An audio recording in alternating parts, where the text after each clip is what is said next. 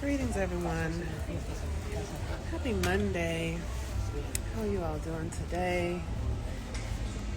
Welcome to our Master Nodal class. I'm going to get my iPod set up, my camera set up. Hold on one second. Alrighty. Oh my gosh. Everything is, there's such a, all right. Greetings, Lottie, PA 19. Oh, my phone thing doesn't work real. Okay, so we're gonna just hold on to it. So, how you doing, everyone? Peace and blessings. I am the Moon Mama. Today is the day that the moon rules, and the moon is currently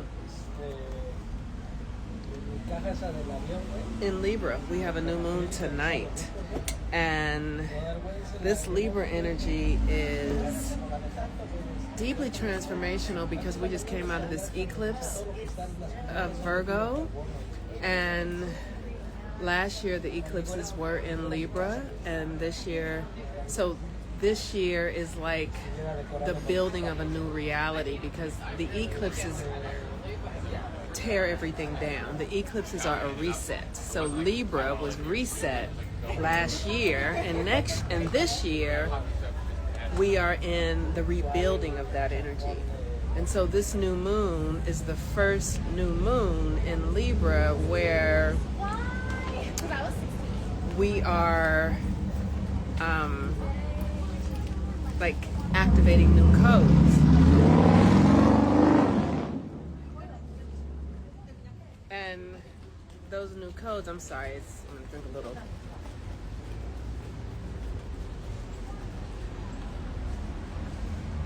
We're activating new codes in the constellation of Libra, which is our relationship sector, which is about your value and you knowing your own value.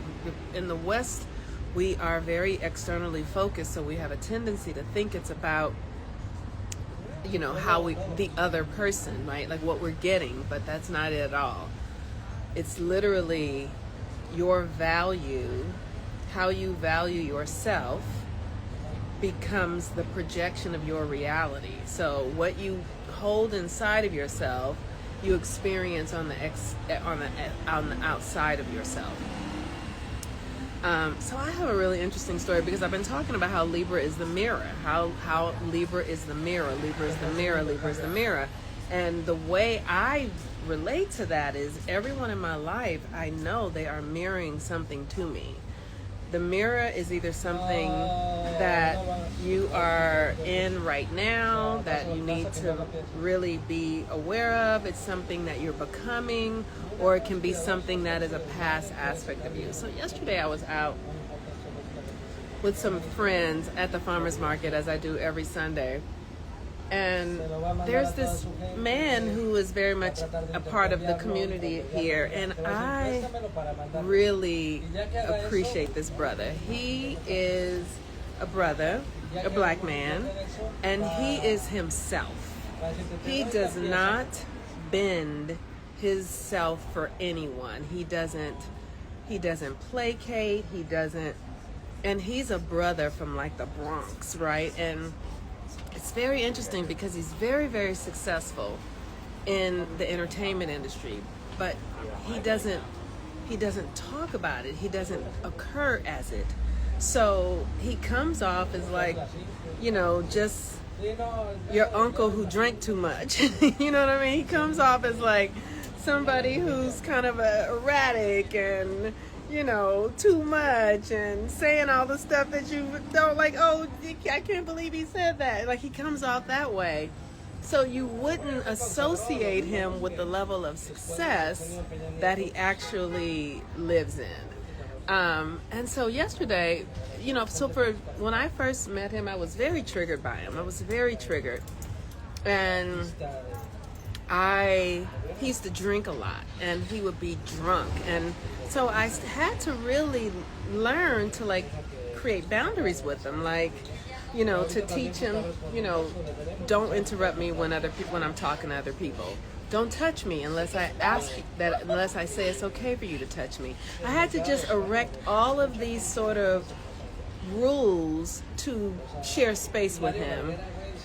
And in doing so, that helped me become, strong in my character. I never demanded that he be different. I just demanded that he honor, he could, like, just things like, you can't touch me unless I say it's okay for you to touch me. You can't, things like that. That's just common sense, But I didn't tell him he couldn't drink around me. I didn't tell him he has to talk a certain way. Everything that I required of him was like, don't interfere in my physical. Like, be yourself, but don't touch me. Things like that. That was really it, because there was a lot of physical stuff. So we've been friends for, now, I wouldn't say we're social, because he's here on the Lodgeman all the time. So I can see him every day, and we talk, and like, he knows who I am. I know who he is. I respect him. He respects me. He still will try to touch me and stuff. And I just will say, put your hands to yourself. You know what I mean? It's just very it's just a lightness now. So yesterday he came up and he was with this white woman, and she was lecturing him on I didn't hear it, but I know who he is, and I could hear what she was saying. She was like, if you say it, then that's going to come. If you say it, it's going to be that. If you say it, and and I'm like imagining he's probably calling somebody a bitch in front of her or something like that, because that's how he is, right? And I actually grew up with men like that, so that doesn't bother me at all. I actually think it's quite endearing to hear who men really are when they're not performing for women. Like, I want to know who you really are, so I like that. I like to hear raw men, because it gives me a perspective. It gives me a window into who they function as, and I get to really see it with him, because he doesn't put on at all. So he comes up, and this white woman is lecturing him, and then they come up to me, and he's kind of talking to me, and she's talking to him, and I'm just in this experience, and I'm listening to this white woman say these things to him, and she has a little girl with her, and I think maybe she turned to me. I'm not sure how it happened, but I said to her, he's fine how he is, like, let him be. And so then he continued to do whatever he was doing, and then her little girl came up. We were talking, and her little girl, he had gone away, and her little girl said, I don't trust him.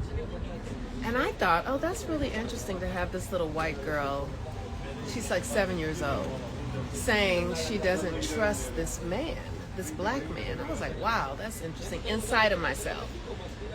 So she said it a couple of times, and then the mother was like, I'm just giving her permission to feel her feelings. And I was like, okay. And then I said to the little girl, why don't you trust him? Why not? And she said, because he was pointing at my father.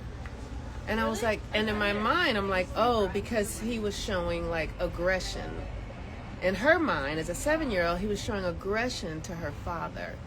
And so I was like, oh, because you don't trust him because he was being aggressive to your father. That was a big word for her. She didn't really have it, but it was, so I just watched that. And then I continued to talk with them a little bit, but the thing that I was very aware of is just how white women are completely ignorant to themselves. They don't see themselves, and they have no real idea what kind of world they are in. For this white woman to sit next to me and to be lecturing this black man, and then her little girl saying he's not trustworthy, tells me that this woman has no idea what world she's in at all. And I gotta say, there was something in me that, like, I was triggered, I was a little bit irritated with it, but I mostly felt sorry for her. I'm like, wow, how these people are not going to be able to survive the world that we're in because they are clueless. They think the world really revolves around them. And they don't know the level of danger that they carry in their, like that little white girl saying, I don't trust him. How many black men have been killed because some white girl said, I don't trust him? And here it is, 2025, and these white women are still unconscious. Wow. So because it's Libra season though, and I know that everything is my projection, I go into it and I say, what is this for me? What is being asked of me here? And I sat with it and I did my own meditation on it, and I got to really see, like I got to a deep level of, I got past the anger and I got to compassion. I got to having empathy for not knowing that there's one thing happening that you're not aware of. Like, I got to the place of being able to be empathetic for ignorance. I got to the place of being able to have empathy for, you know, when you've been conditioned and you've been taught something that's a lie and you've been told that you're something that you're not. Even though I haven't had those experiences, I have been told I'm a black person and we're bad, and that's not who I am. And as I'm discovering how much good there is in me, how much compassion, how much joy, how much magic, I'm so clear that my education, religion, all of it has taught me lies because I have been convinced that I am not who I am. And this is the same truth for white women. They have been convinced and told that they are something that they are not. And I have compassion for that. I have a deep sense of compassion for that. And I literally said, I'm going to design a class to teach to an initiation for white women who want to really wake up to themselves, who really want to do the real work. I don't know that many of them are going to want to do it, and I don't really care. I'm going to design it because we are all in this together, and we are being, because white women certainly aren't leading, but they are definitely a part of, we are in an experience with people who are deeply ignorant. And if we are going to function from oneness, we are all responsible for the conditions and the states of our world. And so I'm just willing to do my part. I don't know how well, I don't even want to go into how well it'll be received. I don't care about that.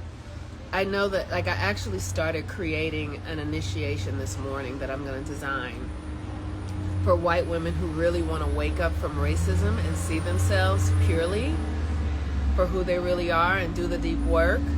And it was that experience of watching that woman say, like, just another thing, like, I was just so aware, like, white people think they're equal to black people or superior, and they just are not. They just are weaker. They're just less intelligent. And this is through and through. When it comes to what is real and what is true, the level of disservice that racism has caused to them, all of us, but to them, is going to cost all of us a great deal. And I just saw the reflection of it in a way that I've never seen it before. It's like putting babies behind the wheels of, like putting a 9-month-old in a car and saying drive. And that's what these white people are like. They just are clueless. They are clueless. And I was stunningly aware of it. Like, Black people are masterful when it comes to navigating this reality. These people have no clue, but they think they are doing it, and they are not. And I was just like, okay, I'm gonna see what I can do to be of service. So that is the Libra mirror. That is the new moon, and that has been, we're in this new moon energy. That has been one of the greatest thorns in my experience, because I had a father who lived on the constant belief that white people were his menaces, that they were killing him, that they were the reason, and that code was passed down to me. Just like I'm watching that little white girl yesterday say she didn't trust this Black man. That is a code, that is a belief system that gets passed down through the nervous system. So from here on out, it is likely that that little white girl, unless she's given another narrative, will often associate Black men, just because she's young, no one's giving her information, with, if they are, and somehow being themselves, just being themselves, they are a threat to her well-being. I heard her say it. She said, I don't trust him. She's 7. What's not to trust? It's okay. What's not to trust? You know what I mean? Like, what's not to trust? So it's and we might think it's their problem, but because we're all in this together, it's our problem. It's like having a broken ankle and the head thinking, oh, it doesn't matter that my ankle is broken. No. The ankle is a part of your body. It does matter that it's broken. It does. Now, how you're going to mend it, what you're going to do is going to be up to you, but we're all in this shit together. We're all on the same earth. We're all, and it's, cosmologically, what's happening is the earth is changing and the sun is heating up. And so those people, whether Black, white, or any, who cannot make the adjustment in their consciousness, are going to get sick and die anyway and have to reincarnate. Like, see, we don't understand how this motherfucker works, but that's how it works. You don't get out of this system unless you evolve. Even if you die in this physical form, you come back in another with the same consciousness, and you repeat that consciousness over again. So until you actually do some level of mastery, you're stuck in this reality with no memory, getting washed out and coming back again until your human says, oh, I can feel the cycle. Oh, I've done this before. Like, until it's like a deja vu where you're like, I remember for me, I literally was just like, I'm in this cycle again. Like, I'm in it with a different man or a different friend or different, but it's me. I'm the same. And until we realize that we are projecting realities and everything that's happening is coming from inside of us, we will repeat these cycles. Because when you begin to realize that you're repeating the cycles, you stop repeating them and you shut them down. It's like closing out tabs on your computer. Like, if you have a whole lot of tabs open, but when you start to see the cycles, you shut down the karmic tab, you shut down the relationship tab, you shut down all of these tabs, and you begin to actually, you really don't ascend, you really descend. Your spirit, your higher self, comes into your physical form, but you have to make room for it. If you don't make room for it, it won't fit, because you're holding too much other stuff. So that is the new moon energy that we're working with. It's deep, it's shadowy. The sun goes into like Scorpio tomorrow, so we're on the verge of all of that right now. Tonight we're going to be having a conversation. If you'd like to join us, you can go to my link tree here. We're having a conversation on Mercury retrograde. The shadow starts tomorrow. The shadow for Mercury retrograde starts tomorrow. Mercury actually goes into retrograde on October 31st. So if you want to do the work for that and plan and have yourself ready and the rituals, because this Mercury retrograde is about revealing the shadows, which is this thing I'm talking about with this, listening to this woman and her daughter. That's a shadow. They don't even see it. They have no idea.